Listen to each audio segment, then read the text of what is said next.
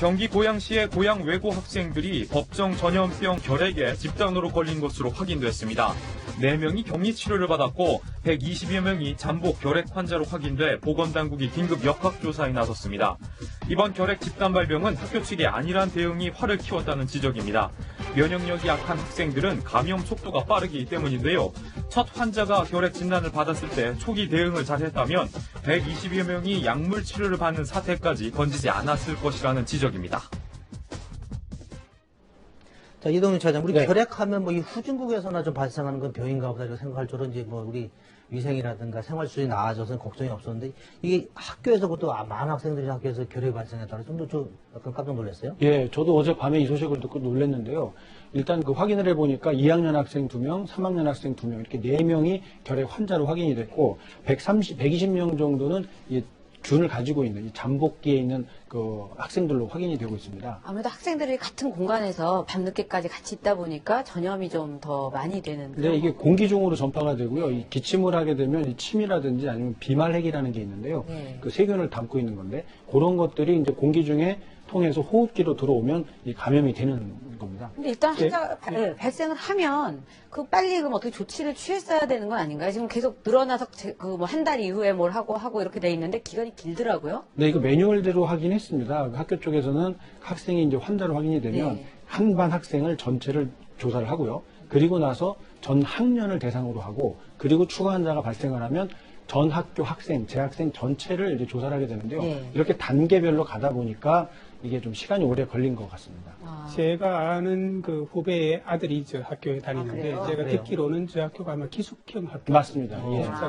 그래서 저 초기 대응이 빠르지 않으면 다들 같이 학교에서 예, 공부만 하는 게 아니라 밥 먹고 잠자는 것까지 같이 하니까 아무래도 이제 전염 그 속도가 좀 이게 빨라. 결핵이 이제 뭐 심각하지 않다고 판단을 해서 뭐 걸려도 뭐 크게 이상이 없다라는 이제 좀 판단을 해서 휴업 조치라는 이 극단의 조치를 취하기가 좀 부담스럽게 생각해서 그렇게 조치를 취하지 않은 게 아닌가라는 이제 추정을 하고 있습니다. 고3 학생들 같은 경우 이제 수능이나 이런 그렇죠. 게 얼마 안 남았는데 그 학부모들 입장에서는 굉장히 걱정도 많고 또 불만도 많을 수 있겠습니다. 일단 그 빨리 어떻게 또 더 빨리 조치를 해서 격리를 했어야 되지 않느냐 그런 얘기는 없나요?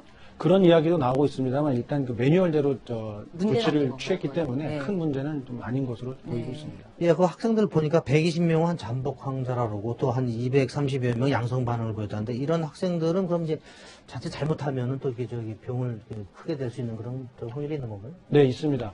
이게 일단 국가적으로도 좀 문제가 되고 있는데요. 이게 OECD 평균보다 훨씬 많은 사람들이 지금 결핵에 걸리고 있는데요.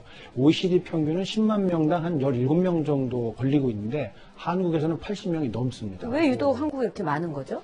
이게 뭐 선진국이 될수록 그 오히려 위생관념이 철저해지고 깨끗한 환경에서 생활하기 때문에 이런 그 질병에서부터 좀 자유로워지는 거 아닌가라고 했는데 이 역설적으로 이게 그 자연적인 환경, 뭐 약간 지저분한 환경에서 이렇게 몸을 면역체계, 몸에 이제 세균이 들어왔다 나가는 이런 과정을 거치지 않기 때문에 오히려 면역력이 낮아져서 이런 문제가 생겼다는 분석도 있습니다. 그게 혹시 그 위생 가설인가 그 얘기 아닌가? 너무 깨끗하게 하면 오히려 저기 질병에 걸릴 확률이 있다는 그런. 네, 맞습니다. 그게 아주 정확한 말씀인데요. 위생 가설이라고 하는데요. 이런 것 때문에 알러지라든가 아니면 아토피 이런 질환들이 오히려 선진국에 많은 거죠. 그래서 후진국, 약간 좀 위생 상태가 좋지 않은 나라들에서는 아토피나 알러지 이런 것들은 찾아볼 수가 없고 오히려 선진국일수록 이런 질환들이 많이 발생하는데 결핵도 이런 것 때문에 더 발생하고 있는 게 아니냐 뭐 이런 추론을 하고 있는 거죠. 어릴 때부터 흙 속에서 막 자연하고 딩동에 놀면 그렇죠. 면역력도 생겨서 건강해진다 그런 얘기죠. 맞습니다. 그렇게 설명하시면 됩니다. 그래도 그럼에도 불구하고 어쨌든 결핵이 있으니까 예방법을 간단하게 한번 설명해 주신다. 뭐 뭐니 해도 어릴 때 맞는 그 불주사라고 기억나시죠? 그 BCG 주사인데요. 반드시 접종을 해야 되고요. 그리고 또 발병했을 경우에 약을 먹으면 크게 위험하지 않습니다. 다만 처음에 약을 복용할 때 17알을 한 번에 먹어야 한다고 합니다. 그래서 그 제때 매일 먹어야 하는 약을 먹지 않아서 오히려 내성이 생겨서 나중에 치료가 어렵게 되는 경우가 있어서 이 치명적인 질병으로 변하는데요.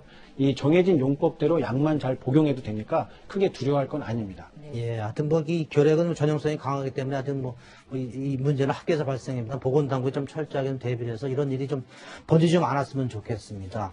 저희는 잠시 뒤에 돌아오겠습니다.